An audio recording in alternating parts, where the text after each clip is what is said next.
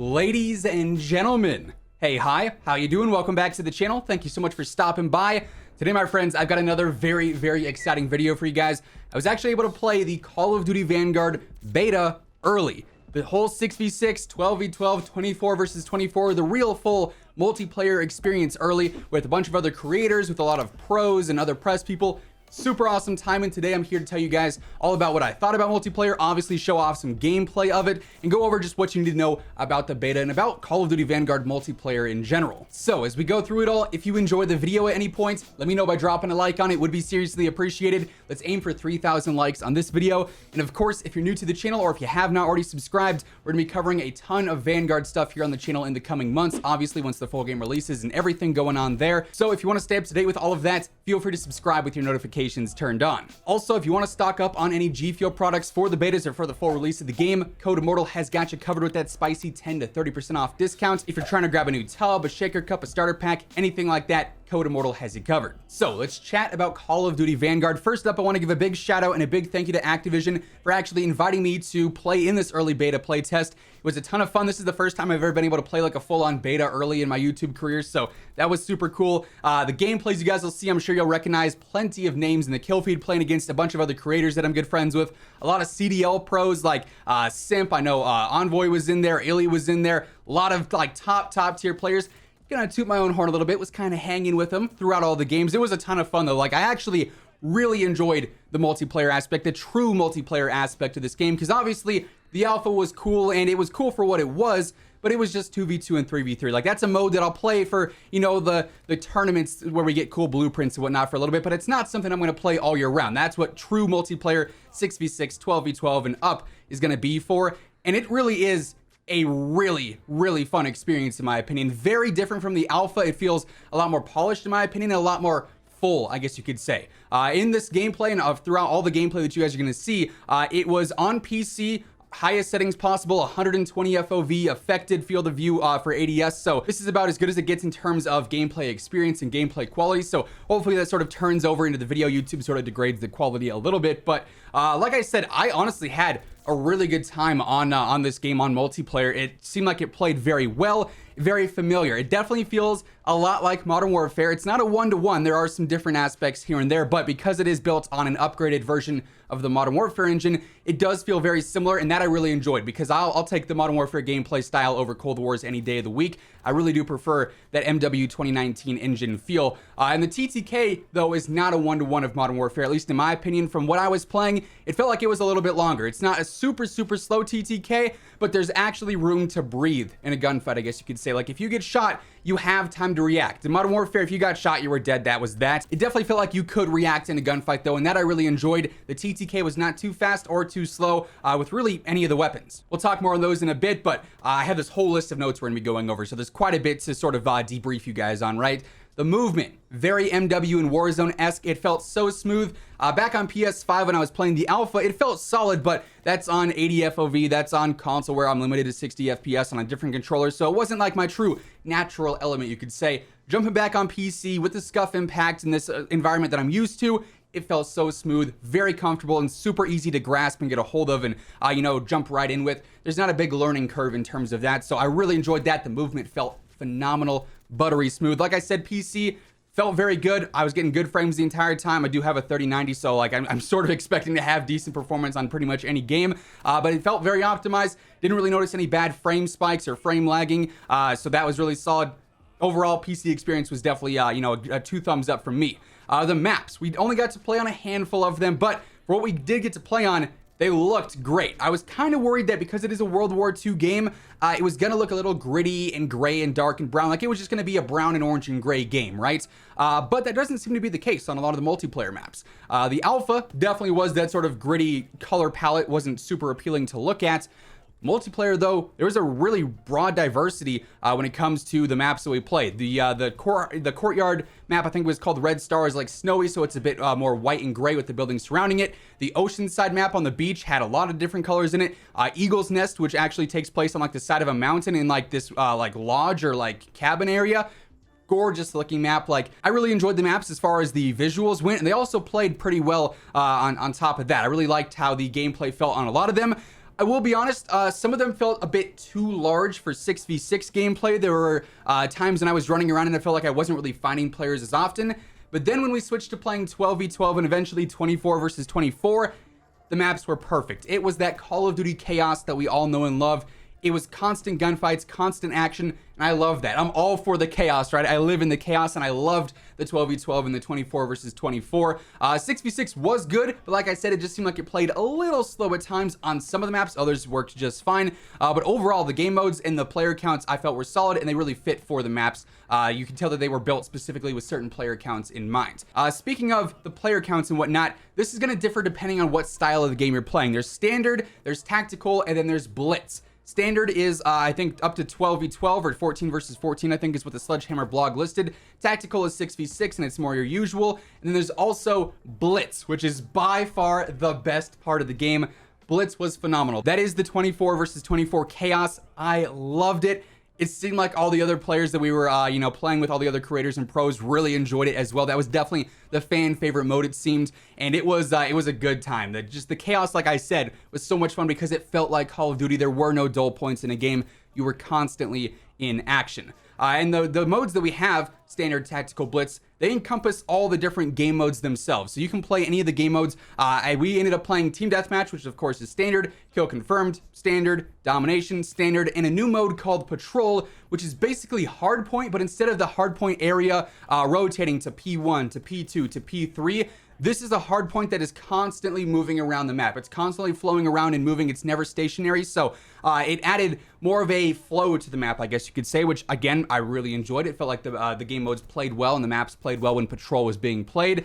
And let me tell you, in 12v12 and 24 versus 24, if you get some streaks and the enemy team is on that Patrol or on that hard point, it is just going to be a frenzy of kills for you. It's phenomenal. We'll talk more about the streaks here in just a moment. The weapons all felt pretty good. I'll go over the weapon list as well here in just a second, but the recoil felt solid. It wasn't too crazy, wasn't just mindless like a lot of the Cold War weapons are, where it's just point and shoot. So the weapons felt unique. It felt like they sort of had a personality to them, and I liked that.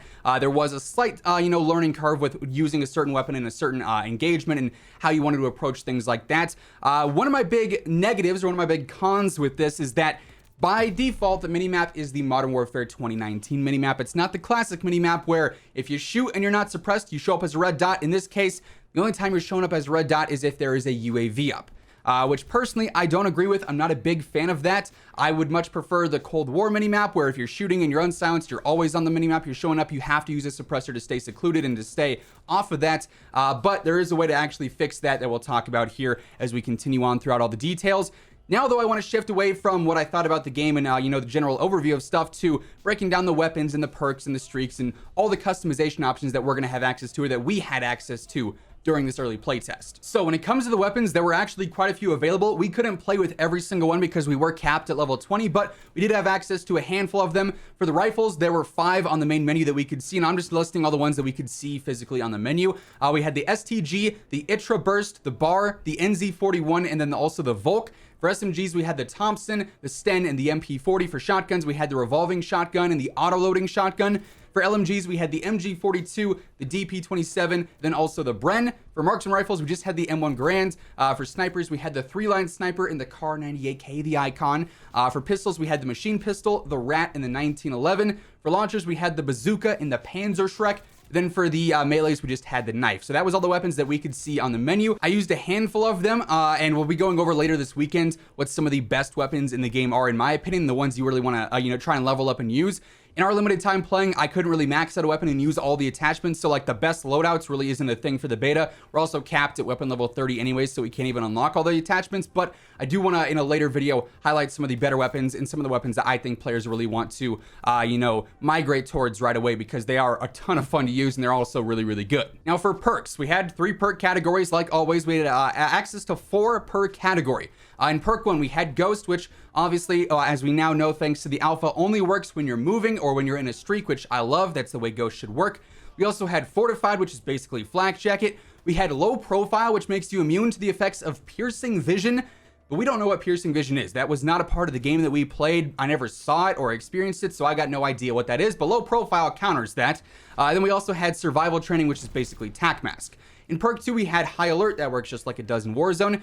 We had Radar. This is the big one. if you use radar in perk 2, it makes it so that enemies show up on the minimap if they're shooting unsuppressed weapons. So basically, if you want the classic Call of Duty minimap, you have to run the radar perk. Personally, I think that's too much of a crutch for any player who wants to play Call of Duty as it is in its core. Classic Call of Duty is forcing you to run that radar perk. I don't really agree with that. I think that should be chalked and we just have the classic minimap personally.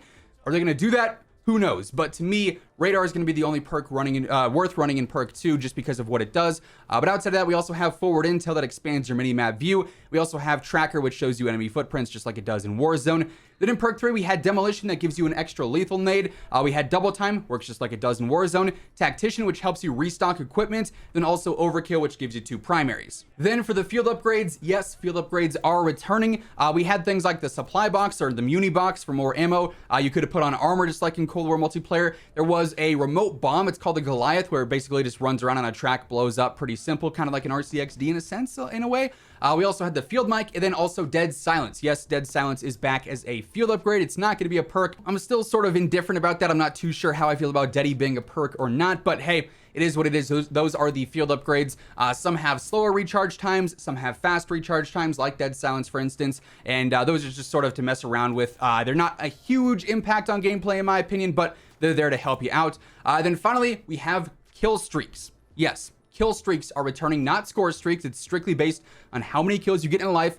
For what it's worth, kill streaks do not lap. I went on a couple of like 17 or 18 kill streaks or gun streaks even, and I noticed that after I got my max streak, I was not able to cycle through and get my UAV again and get my glide bomb again and whatnot. Then also from what I experienced, streaks do not count towards building your current kill streak. For me, I was running the UAV, the glide bomb, and the dogs. We'll break down some of the main kill streaks here in a second. But if I got a 5 kill streak and got my glide bomb and then got a triple kill with that, I was not on an 8 kill streak. I was still on a 5 kill streak. So at least the glide bomb does not stack towards your overall kill streak like back in MW2, which I like that more. It just makes it easier to get kill streaks, and I'm not a fan of that. So I prefer the system that it has now. But some of the main kill streaks, we had intel, which basically gives you pings. Things like the UAV and the counter UAV were back. The glide bomb, which is basically like a hellstorm.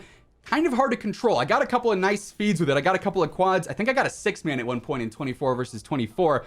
There was also an airstrike, the flamethrower, which basically gives you a juggernaut suit, tons of health, pretty crazy. Then also the max streak that we got to play with was the K9 unit. I was able to get a couple of these in a few different gameplays, and they're good. I like the dogs a lot. They were a ton of fun to use. They're just dominant. You know, you have all your little homies running around with you, just absolutely destroying the enemy team. Really, really good. And they're also distracting, so it makes gun kills easier to get as well. You see an enemy shooting at one of your dogs running around, that's an easy kill. It's a free kill, right? So the streaks were good. They all felt very impactful, very powerful, but not necessarily overpowered. Also, something that I thought was pretty interesting is that you can only call in 1 UAV on your team at a time. If your team already has a UAV, it gives you a message saying your team already has a UAV. You can't call it in until that's gone. So that makes it so like there's almost a constant UAV up, which I'm not complaining. A lot of players are running ghosts, so it wasn't super impactful anyways. But for what it's worth, that is how that works. But yeah, overall, that's the general overview for Vanguard multiplayer. I'm very impressed with it, honestly. There were a few cons, like I said. I don't really like how the minimap works. The spawns were still a bit iffy, but that's something that gets tuned over time. But outside of that, I didn't really have a ton of cons with this. I really enjoyed my experience. It was a ton of fun. Even when I was playing at like the top of the skill bracket for players, obviously all the best creators and pros playing with and against me. So despite, you know, the sweatiest of lobbies, it was a good time. Like, I really do think this game is very fun, primarily because it feels a lot like Modern Warfare. It's a familiar feeling, and I think it's very solid for the place that we're at right now. Obviously, this is still a beta. Things are going to change over time, but I enjoyed my time playing it. I'm excited to get my hands on the actual beta and play it between PS5 and PC yet again. But as of now, that's everything that I know about the beta. That's everything I think you guys need to know about the beta. If you have any further questions about it, be sure to tweet me at Who's Immortal over on Twitter or drop me a comment down below. But that is going to wrap things up for this video. If you enjoyed, let me know by dropping a like on it. Would be seriously appreciated. And of course, if you're new to the channel, you want to stay up to date with everything going on in Vanguard, Warzone, just Call of Duty in general, this is the place to be. So feel free to subscribe with your notifications turned on. But once again, thank you so much for tuning in. And until next time, take it easy. Have an awesome rest of your day. And I will catch you guys later. Peace out.